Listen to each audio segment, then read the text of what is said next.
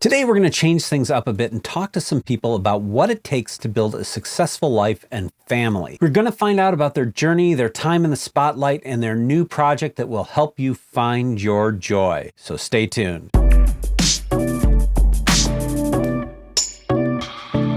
Hey everybody, this is Chris Brandt here with Sandesh Patel. Welcome to another FUTR video podcast. Before we get started, I just want to encourage you to click on that subscribe button. 95% of the people who watch these videos are not subscribed, and that subscription helps the channel a ton, so we really appreciate it. You may remember them from the hugely successful documentary Meet the Patels, which chronicled their son Ravi Patel's journey to find a wife.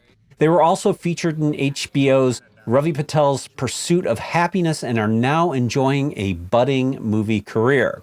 In addition to all of that, they have been producing a YouTube channel where they teach people about Laugh Out Yoga, which is a wonderfully self-affirming, laughter-based yoga that will not fail to put a smile on your face. So let's hear all about what they're doing directly from the source. Welcome, Vasant and Champa. Thank you. Thank you. How are you guys? We're great. We're great. Good. I'm better now that I'm talking to you. That's for sure. I should mention, even before we get started, Chris said to me, this was his words. He said, I have to meet the Patels. That's on his bucket list. It made it on his bucket list. He's like, I got to meet them. Wow, congratulations. Yeah. I'm like, I told you, I want to go and, just party with you guys in Mexico, like, in the, in the show. Because that looked so much fun with the dancing and, Well, you will never have a dull moment with us. We are partying. We enjoy. That is 100% obvious. That is 100% obvious. The joy with which you guys approach things is fantastic. And, I mentioned the documentary, and I think, one of the things, and we'll talk about that eventually, but one of the things that I thought was so wonderful about that was just, how challenging that must have been for you guys, what Ravi was going through and, what that meant for you. But the just incredible grace and courtesy that you weathered it all through, and the way you approached it was just so heartwarming and touching. My whole family loved it. So thank you. So good work on that. But before we get into all that, I just want to find out. Let's get some of the background. You guys. What made you guys decide to come to America? How did you meet? Tell me your journey. I was in college in India, and at that time, there was a first wave of Indians coming to America. This was back in 1967. And I didn't know much about America or foreign travel, never been much, not even been to Bombay at that time. And my dad, everybody was talking about, hey, we are sending our kids to America. In a Patel community, that's almost a pride. Yeah. So my dad said, yeah, you can go to America.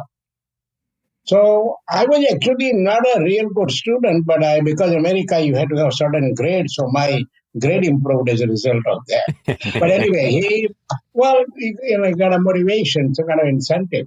So he borrowed money from a lot of people. We were not rich. We were kind of considered middle class, but not a lot of money. So he borrowed and all, and there were a lot of students from my class, almost close to 50%. They were all Patel almost. Mm-hmm. And they were applying here to US. I didn't even know much how to write a letter, so I copied somebody else how to request an application. And copied and sent it out, and they gave me addresses, different colleges. But anyway, so I finally came here in December 1967. Went to Michigan Tech, Upper Michigan, a lot of snow, 200 inches. That must have been strange. It didn't bother me because I didn't know what is snow and how much is too much and how cold is too cold. I wouldn't know the difference. And I thought it looked beautiful. Now, as people ask me, how did you end up there? How was the weather? I don't know how was it. So anyway, then I graduated and got a job, saved enough money, and my dad said, hey, time to come home to get married. So I took 2 months leave of absence from my work. And he had, of course, girls lined up. And here is one that finally we got married. So we got married. There were about 10 days left, and the final selection is made, and we got engaged like the same. No, next day we got engaged. I saw her for 10 minutes. 5 to 10 minutes. Wow. She was upstairs. My cousin took me there. He says, go upstairs. She's in the room. So I go there. She's sitting there, very shy. And I ask her a few questions. What is your name? What do you do? Where do you go to school? Just a very superficial kind of. I asked her if she want to ask me any questions. She said, mm-mm. She didn't even say no. She just shook her head. I don't see her being shy. I said, my God, I got a lottery. I got a quiet one. I'll have a great time in life. Turned out she was a lot smarter than I was. She trapped me.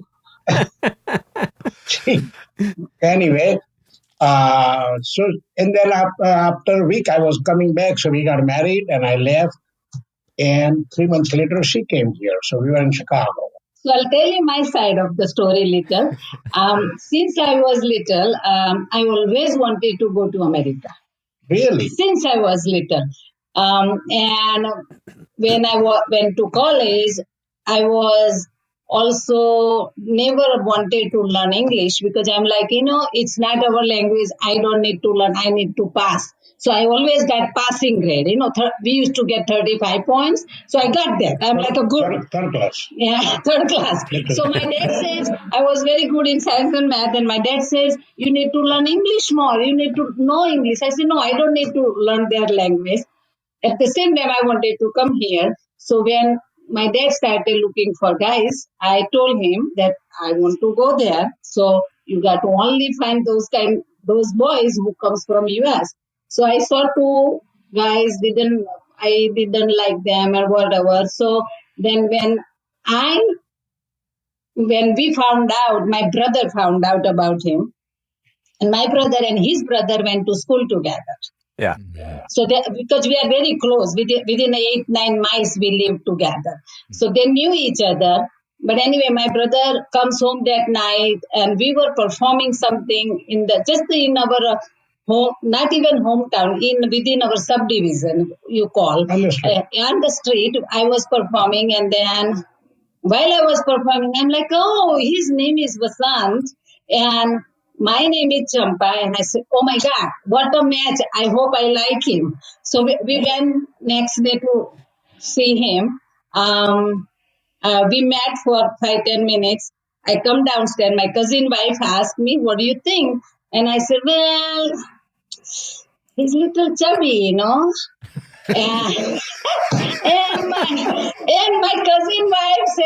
my cousin wife says, look, what happened to your brother, her husband? She says, what do I do with him now? He doesn't have hair anymore. She said, things happen. So I had nothing to say, and we got married. Oh, Chris, the way it happened is when I went home to get married, we advertised in the paper. My dad wrote that here is a son come from America. Yours was not there. Yeah. It advertised with the picture. And because everybody has to know. So it advertised that he's coming here for a marriage, looking for a girl and all the whatever few requirements. And there's the contact information. So yeah, we all in fact the ad appeared even day before I arrived.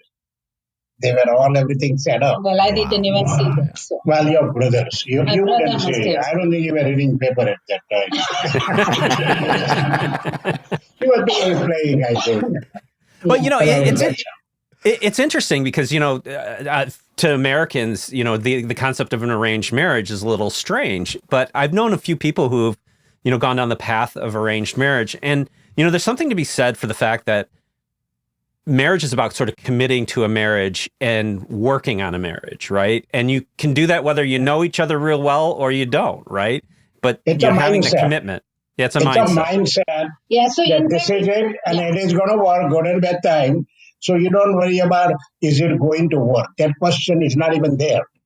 Yeah. So I think, Chris, we grew up in an environment where, first of all, when we were growing up, there were no divorce. Mm-hmm. And there was a word divorce, I don't think was in our dictionary or in our mind. There was no word ever used divorced. So I think mine is so sad that once you get, and our culture is somewhat like that too, that once you get married, that's it, your life will end with that guy or with that girl. So I think mindset really, in anything in the life you do, mindset is the one that makes you success. I have to say, I also love the fact that you guys came to my hometown of Chicago, and even closer, my very specific hometown of Evanston, where That's where Geeta my was daughter born. was born. Yeah. So there's always the Evanston tie, Sandesh. I keep telling you. Yes. Well, was so meant you to be. guys, yeah, I mean, so this whole concept of arranged marriage, really played out in your daughter Geeta's documentary on your son Ravi's pursuit of a bride, right? And so it's just such a fascinating documentary, and so what, first of all, like, what does it mean to be a Patel? Because I know Patel is a very important thing in all of this, right? And and what is sort of the meaning of that? First of all, being a Patel is not an accomplishment because you're born in it. So it's not something we need. No, I call it a good luck, right? Yeah, it's a good luck. But Good anyway, luck. I think we are Patels. See, all the Patels.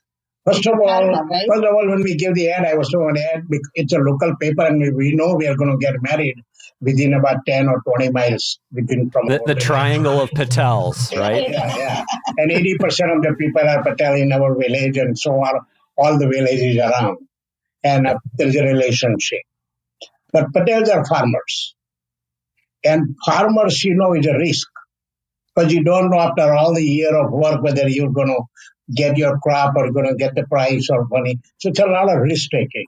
And that is why Patels who came to America, they are in business, motels and whatever other businesses and all, because they are brought up as a risk taker. And that trade I never knew. Now as we look back, we say, why are Patels so successful in business?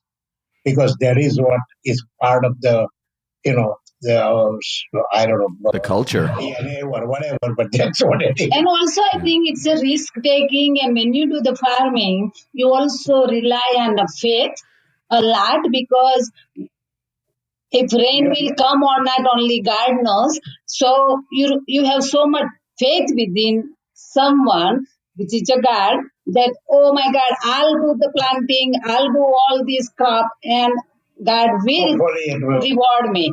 So I think we are born and raised with that also. Lots of faith and trust and all. When you were in India, you were helping people, find people. So, I mean, the whole idea of connecting people, and actually in the U.S. too. I shouldn't say in India. You were doing it in the U.S., right? Yeah. With folks back in India.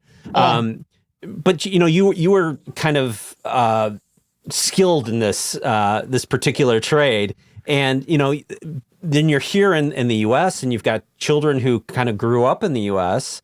and they had to kind of straddle two cultures. They had one foot in India and one foot in the U.S. and so you had some of your values coming into conflict with some of the values that they had developed in their time here. So can you talk a little bit about how that was? Yeah. First thing is, my dad was a matchmaker. Mm-hmm. He never did the so-called business, but he had that within him. He has a knack for it. So wherever the wedding take a place, he was on his business. He's like, oh, what that girl look like, and that son. That's your brother. And my brother is that way too. So I think it is it's in our blood, I would say, because my brother here right now, and we both still do things. My brother doesn't do as much, but I do. Even yesterday, I just got a call, and there is a guy who is a doctor, and he's a 26 and looking for a girl, and all that stuff, right? So I do believe, first of all, like, it goes back to, again, I think our roots, that no risk taking. Some people would be afraid. They are like, if I show a girl to Chris, and if things doesn't work out, it will come on me. It doesn't bother me. It never bothers me. To me, there is a God, there is a luck. I am just a mediator. I'm going to put two together, and then rest is their luck, and their karma. So it never bothers me. Somehow, whenever I see young kids, right away, I have that like a button that opens up, and it's like, okay, I wonder how old he is. I wonder, what he does. I mean, it just goes and goes and goes. She's dying to know, is he married or not? If he's not married, her face light up. Wow, I got a target. And we immediately would approach and find out, what do you want? Who are your parents? And the whole thing is prepared. And I think it works. I wish many kids understands. I'm not, I haven't done as many wedding here. I mean, put two together or have matched so many people. Probably maybe it's right now, maybe 12, 15. But they're very happy. But they are very happy. But I do believe that having someone in between really, really, really makes things better and they see things clearly. A very quick example, there was one guy I introduced. He was in New York. The other girl was in Phoenix. And they both, first reaction, they are like, oh my God, it's a long distance. They both were divorced. Yeah.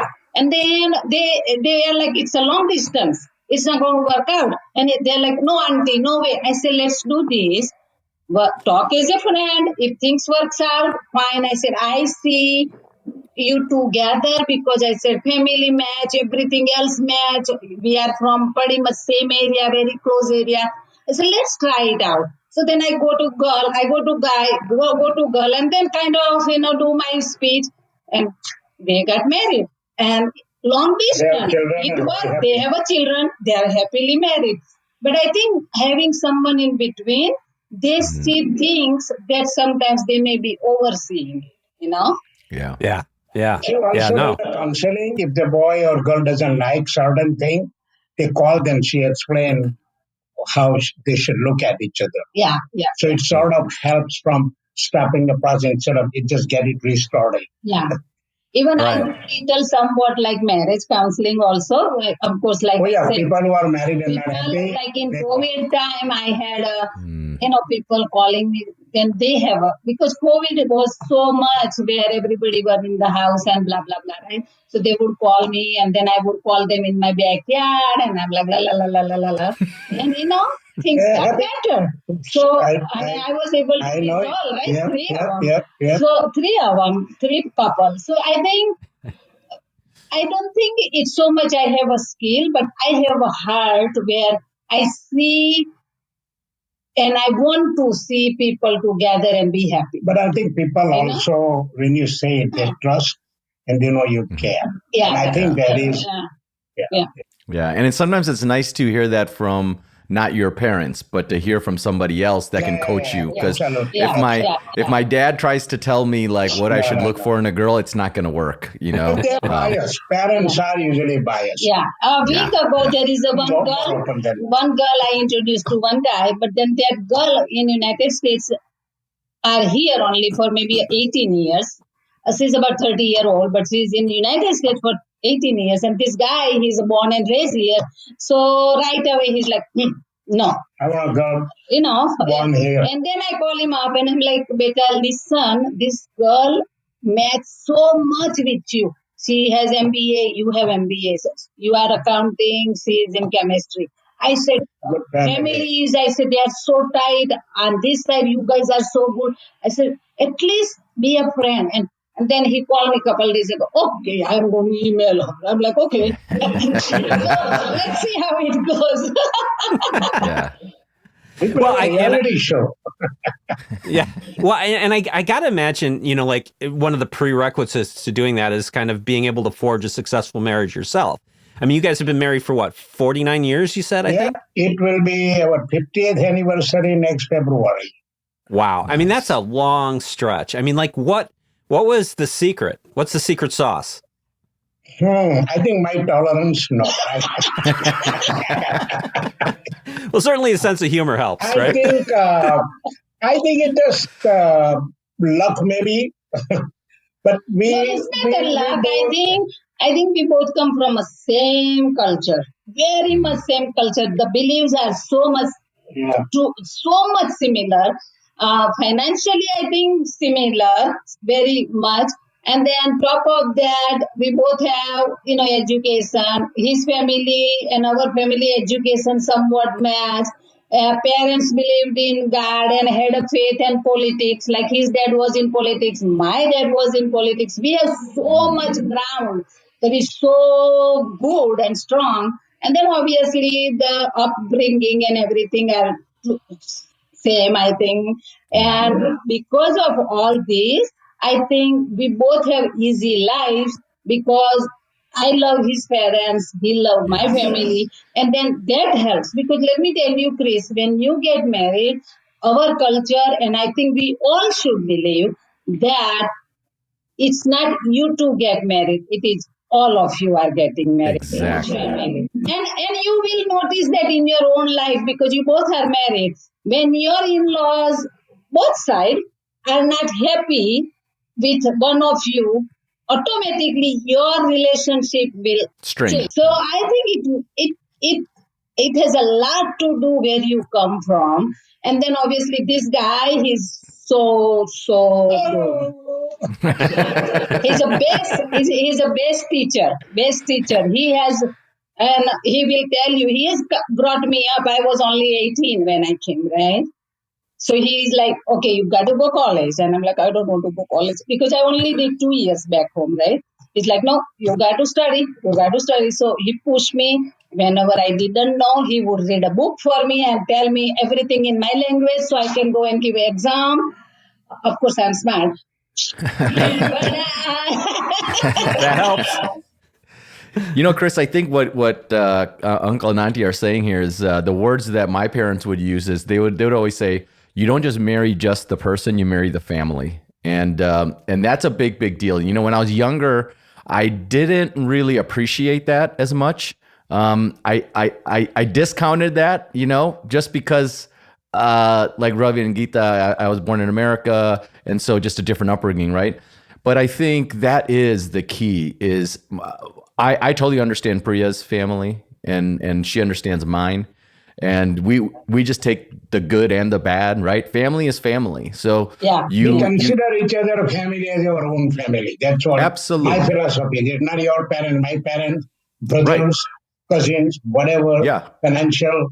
We are all in it together. All in it together. Not differentiate one to the other. Even my kids, when they come here, sometimes they say, Mom, your house, or our house, my house. And I say, let's not do that. We are a family. So this is your house as well. So it's our house. And I am teaching them. And sometimes, they are like, whatever. And I'm like, it's not whatever, it is our house. And that's the way it works, Yeah. I said, I don't want you to, because mine and yours, I think really keeps you away from each other. When you say ours, you automatically come together. It's like even when you have customer relations, right? Like I have a business, I'm in real estate. The minute I have my client, I never say your house. I say, we'll have your house, we'll have a house this way, we'll have a house this way, we can do this, I never say your house, because it's a project together. And they love that because they know that I already am with them on the board. And I think it just wherever you go, it is how you handle the situation. Chris, you ask what the secret of 49 years is. After 20 years, it is who wants to get married again and start all over again and waste all the training time and it's just too much. It's easier to just stay together. Yeah, well, I think you got a good one there. You guys are you're so funny together too, because you play off each other so wonderfully. I mean, it's totally. Just you guys seem like I gotta imagine like all you do is walk around the house and laugh about different jokes and stuff all day long. That's him. He makes all kind of jokes. Oh my goodness. There are times I hold his both shoulder and I'm like, get serious on this. Come on. I said, you are a man. You can do it. Yeah, I don't see the seriousness coming out. No, it's too much sad. And besides, there is no reason. Life is great. We are very blessed. We Yeah. have more than we ever dream of in our life. Never. This is way beyond our imaginations. Yeah, and Yeah. we Yeah. spend less time with my family because my mom and dad because they passed away early, but I spend more time with his mom and dad.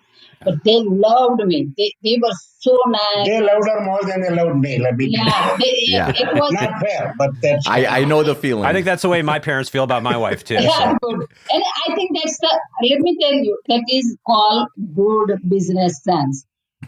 Yours is yours. He's not going anywhere. You know what I mean? Yeah. Then they knew they were a good business people. Their son, he's not going anywhere. They wanted to make sure they bring me into this, Yeah. And I think they did. And we all need to learn that. I'm trying so hard. I'm like, because I think it's good. You bring the other people in the family and make them your own, then automatically life is easier. Yeah, and more fun. It's more fun when you have big families, and I think that's when you go to an Indian Patel family wedding, everybody's going, everybody's going. we have a big family too. Yeah. You don't say no to a wedding, right? I don't care if it's in Italy or wherever you go. And I can't wait to go because everyone comes. And when everyone comes, I get to see all the family, for 3 days, and that's why that's why Indian people are so crazy about these weddings, because they love it. Yeah. Well, if you travel all that way, you might as well make it a big party, right? And it's not even just the travel, Chris. It's, when it comes to like spending money on things, I think sometimes Patels are funny because they won't spend money on themselves. They won't buy nice houses and cars and da-da-da. But then when their daughter gets married, it's like, God, whoa. We go to Taco Bell for dinner for ourselves. But when it comes to the wedding, we want the top chef from New York come here and have a big meals all that. Yeah, Sukaria comes and he spend all the money that you have, That's the time. Yeah. In fact, yesterday we had an incident. I was talking to my son-in-law and I said, oh, they are renovating the house. And I said, oh, by the way, what did you do with microwave? And they're like, oh, we donated. I said, oh. He said, why? I said, I wanted that tray because I broke it. And he's like, Mom. There you go. He's like, Mom, it's only maybe 10, 15 bucks. You cannot change this. The ways are set already. And he's like, I'm in LA, you are in North Carolina. You want that tray, Mom? I said, no. He says, can I buy you one? I said, no, I'll buy it. Yeah. That's how I fell in love with my wife. The first time I met her, we went to dinner. The bill was $11 and I fell in love right there. I was like, wow. This is she picks the restaurant. It was so and I'm like, I was thinking we're gonna go somewhere nice. I'm like, man, I really like this girl. Like, my family will love her. I learned really quick that she's I think Indians in general, like one of our stigmas is we're frugal. We're frugal with money. We're very mindful of where we spend our money. And so my wife is great, but she takes it to a whole other extreme, where it's like, honey, just spend a little bit more.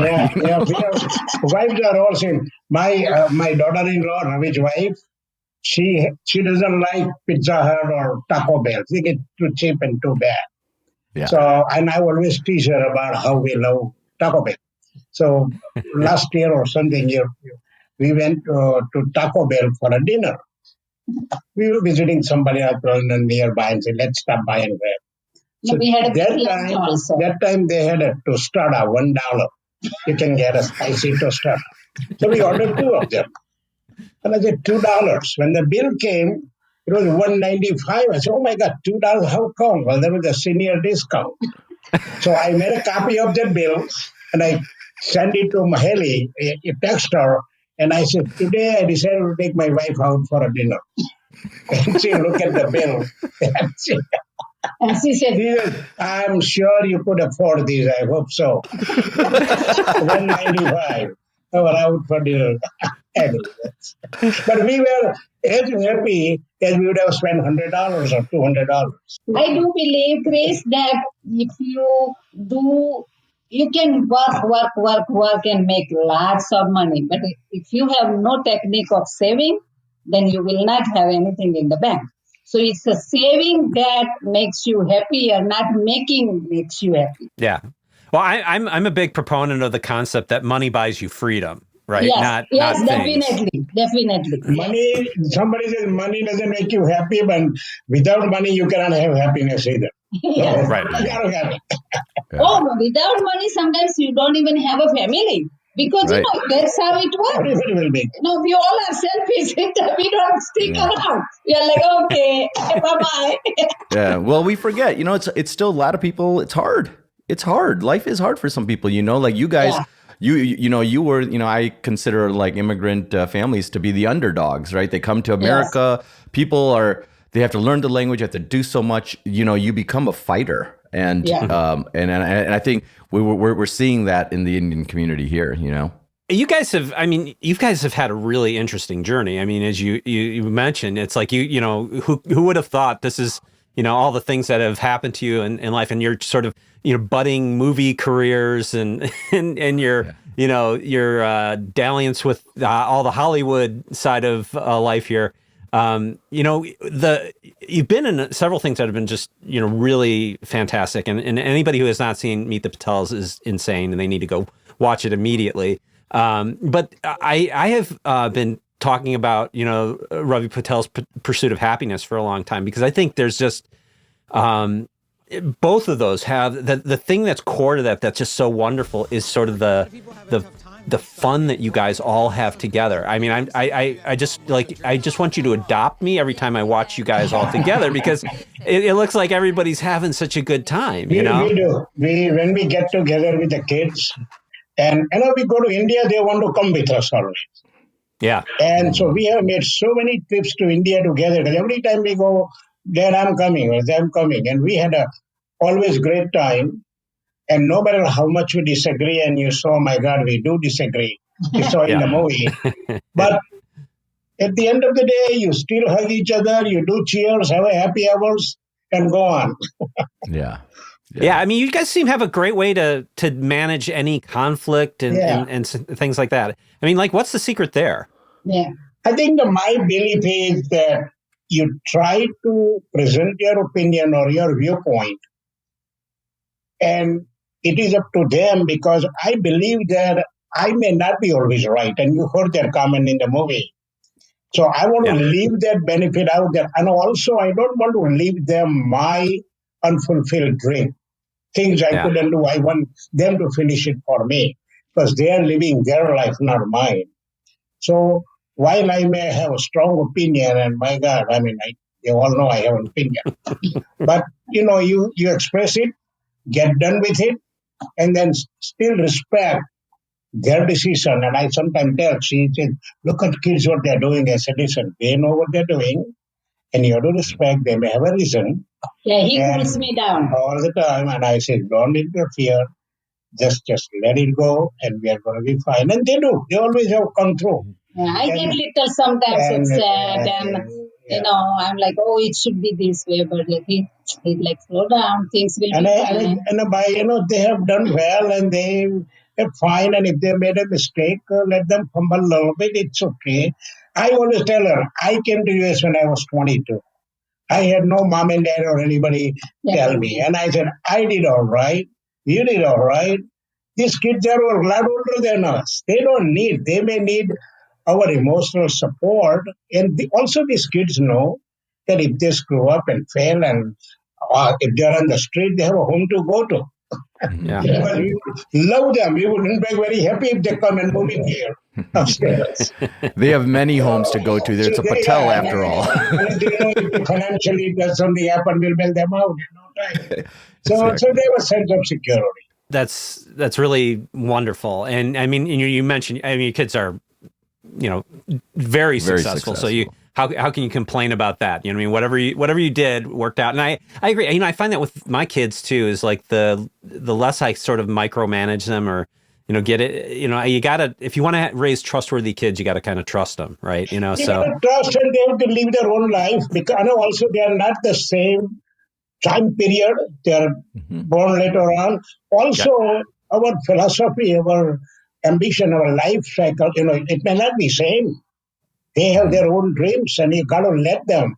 You don't want to be getting, let's say they got 65-year-old, then they blame dad that I wanted to do this, but my dad didn't let me do. I said, I cannot have that guilt on me. But at the same time, at the same, at the same time, Yeah. I don't want to say that I knew they were doing wrong and I should have said that. So I would say it. So I have no regrets. Right. But then move on after mentioning it Yeah. and let them decide. That's the hard part. That's the hard part. Because I mean, I just, wow, and it is very hard. I think we are at the age where we can go back and talk about this, but when you are in it at the moment, it is very hard. But I think the kids know because kids respect, because they know that while we were tough, we were still fair and we still let it go. And because so many kids have called us and talked to us, that can you talk to my parents? Can you do this? Can you counsel? Can you be our parents? Yeah. Because so many, especially after the Mr. Patel, and we still get calls, and it says my dad is this, and we don't talk to each other much, or we don't really even tell them what we are doing, and it's really very, very sad that happens. Where children and parents don't have a good, open, loving relationship. Well, I'll share something with you. So this is one of the reasons why I fell in love with you guys when I watched Meet the Patels, because it was we're Patels, right, from Asana, but like still different families, and you know, little less education and things of that nature. And when my parents came here, you know, my mom doesn't speak English, so she was working in a labor job, and you know, you guys know the whole story there. But our community was very, very, very, very close, and I have 30-some first cousins.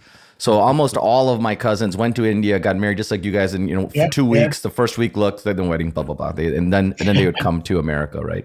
So I grew up in a very westernized world, right? And my dad and I did not see eye to eye. And I was so scared of my dad. And I think this happens in the Indian culture quite a bit, is, you know, like if you were my dad, if you walked into my living room, I'd be like, hey, Dad, how's it going? What's going on? What are you guys doing today? Blah, blah, blah.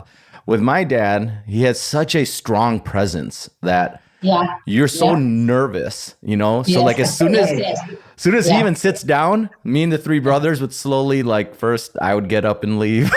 And then my other brother would get up and leave, because we don't know what's going to happen. But I was so nervous about it. So when I went to college and I, you know, became very westernized, I was drinking, which was really a no-no, eating meat, and, you know, seeing girls that are, you know, white, and everything else.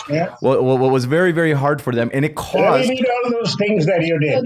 Yeah. So, but for me, so for like a while, my dad and I didn't talk. You know, we would just keep it very superficial. But as he got older and I got older, and I started to understand more of what he was saying, you know, and I do understand why he was just so into the Indian culture. And, you know, I understand now, you know, I didn't understand that then, but then understand now because you are dad now. So you can see from a dad point of view. Okay. Yeah. That's right. And you know what else happened? My dad would never say I love you. My mom would never say I love you. When we were growing up, you know, I would go for a hug and I go to my mom and say, happy birthday. You know, I love you so much. She would turn to the side and just pat my back and be like, okay, beta, okay, beta.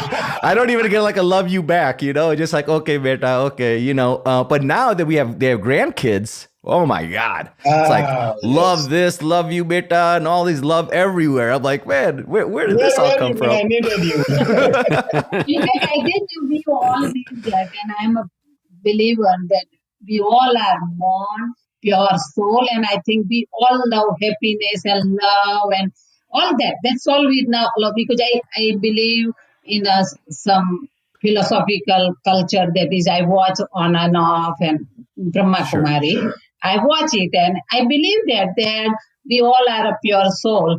And in fact, one incident we had, one of our friends' son-in-law, he came to uncle and said, uncle, my dad never hugged me. And he says, I miss that. And you guys hug each other and put a hand around so easy all the time, like in the movie. We never had that when I was growing. And we always have. He said, I still don't have it. And then you feel it. I never thought that. When my daughter was growing up, I used to have a sleepover, and one of the girls came sleepover, and then normally when they are 3-4 years old, you normally tuck them in and say the story and do the Jesse Krishna's God name and all that. So I did, and I tucked them in, and that girl started crying, and I'm like, "Why are you crying, beta?" She says, "My mom, don't do this to me." That's sad. We all want it. It's just that sometimes we are not able to express, or we are not, you know what I mean?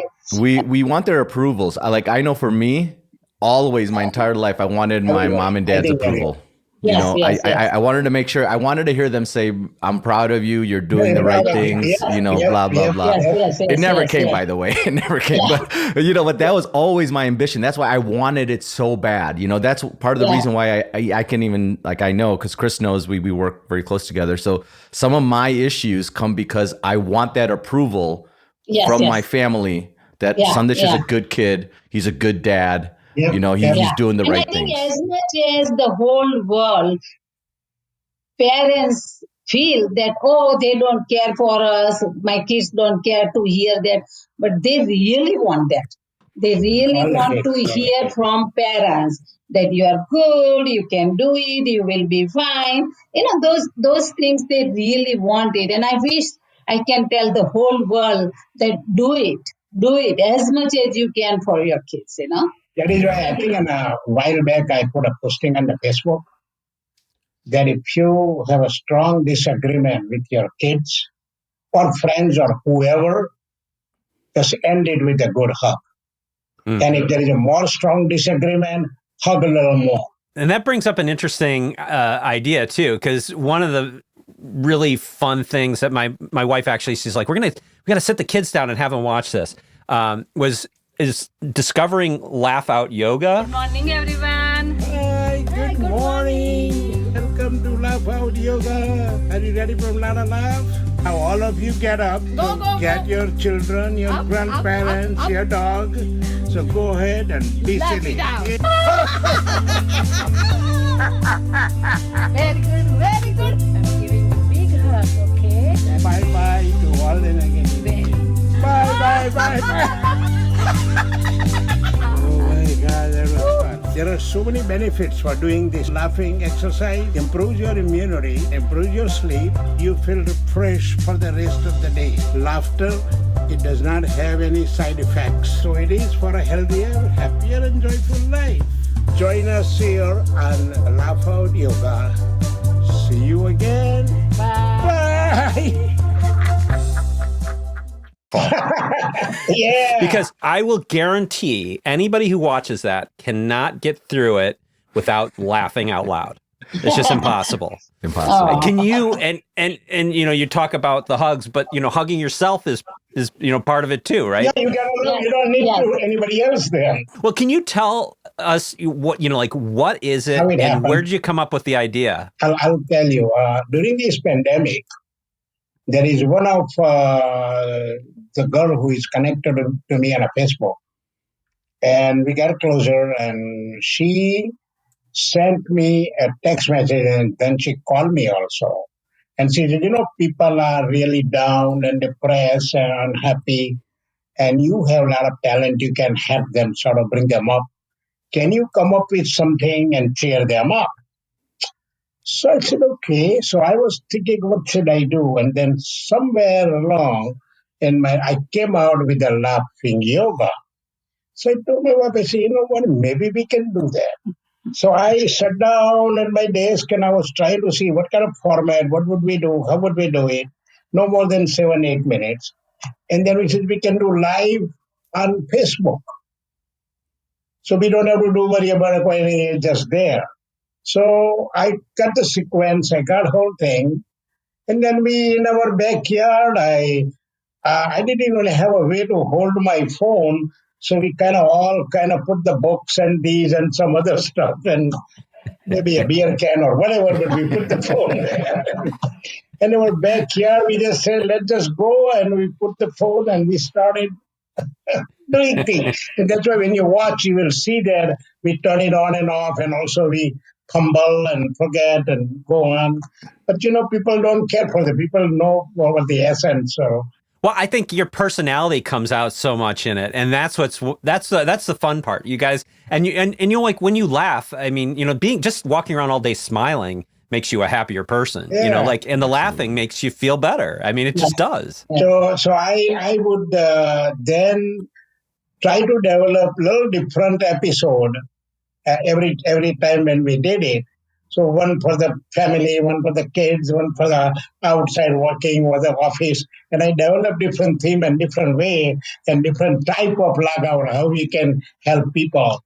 And it really took off. We have so many followers.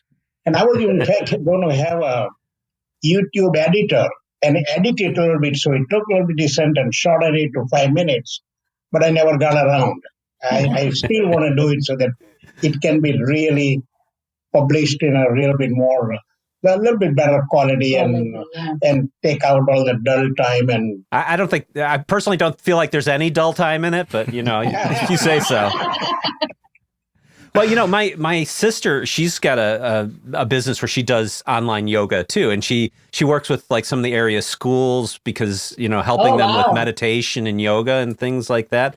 I got to get you guys into her lineup. Maybe you guys can partner up and you can teach some school kids how to have a sense of humor. We have been invited. We have done Laugh Out Yoga at different events and virtual and different conferences, Chamber of Commerce and all kinds of other events that they call and we do say, can you do a Laugh Out Yoga? And then we say, okay, we'll perform. Yeah. We are there. So we're glad to do it. If we can help somebody laugh and improve their life and make life a little bit better, we are here. Yep. That's why you guys are awesome. That's why you're on my bucket list. Well, you are welcome. Well, you already crossed out one of the bucket list. So now I just wanted to say, thank you so much for being on. I mean, this has been, fantastic for me. I know Sandesh is, like excited about this too. And I would love to just, I know you guys have a million stories. I would love to just, regroup and hear some more of those at another time because they're all wonderful. Sure. Thank you so much. Thank you for being on. Thank you for approaching us. Yeah, definitely. Of course. Yes, thank you so much. Thanks, and awesome. Thank you. Bye. Thanks for watching. I'd love to hear from you in the comments. And if you like what you saw, please give us a like and think about subscribing. That subscription really helps the channel.